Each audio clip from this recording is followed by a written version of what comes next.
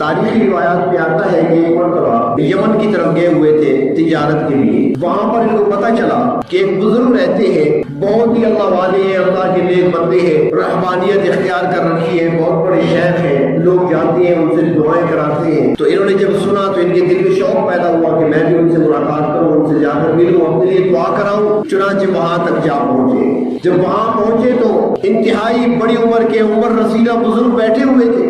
سلام کیا, بیٹھے ان کی خدمت میں, دعا کرانے گئے تھے. تو اس نے پوچھا کہاں سے آئے ہو؟ ان کا جی میرا تعلق مکہ مکرمہ سے ہے, تاجر ہوں, تجارت کے لیے آیا ہوں. تو وہ شیخ کہنے لگے کہ اچھا یہ بتاؤ نام کیا ہے تمہارا؟ نے کہا جی نام تو میرا عبداللہ ہے, اور کہتے ابو بکر ہے.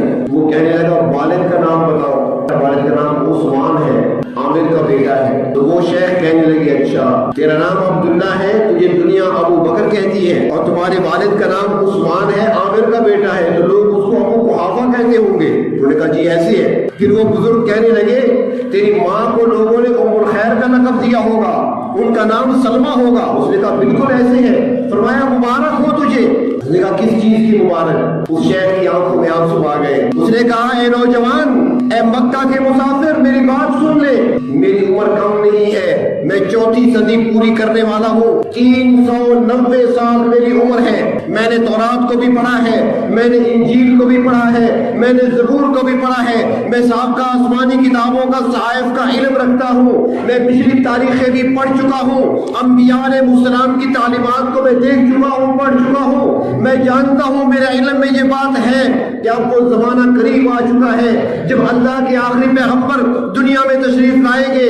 ان کا نام نامی محمد ہوگا, والد کا نام عبداللہ ہوگا, والدہ کا نام آمنہ ہوگا. وہ پیدائشی یتیم ہوں گے. جب میں نے سب پڑھا تھا تو میں اسی دن سے اللہ تعالیٰ سے سوال کر رہا ہوں. صدیاں گزر گئیں, یا اللہ اپنے محبوب کی زیارت کرا دے, اللہ اپنے اس پیغمبر کی مجھے زیارت کرا دے. میری دعا قبول نہیں ہو رہی تھی, زیارت کے لیے موقع نہیں بن رہا تھا کیونکہ ابھی تشریف نہیں لائے تھے. تو اب کچھ عرصہ پہلے سے میں یہ دعا کرنے لگا, اللہ شاید آپ کے آخری پیغمبر کا دیدار میرے مقدر میں نہ تھا. اے اللہ جو ان کا یار غار بنے گا, جو ان کا ساتھی اور رفیق بنے گا, اللہ جن کا تذکرہ ہماری کتابوں میں ملتا ہے, یا اللہ اس یار غار سے ملاقات تو کرا دے. اور آج جب تو نے آ کر بتایا تو سن لے, تو ہی وہ شخصیت ہے جس نے آخری پیغمبر کا ساتھ دینا ہے. تو ہی وہ شخصیت ہے جو اس پیغمبر کے ساتھ غار میں وقت گزارے گا.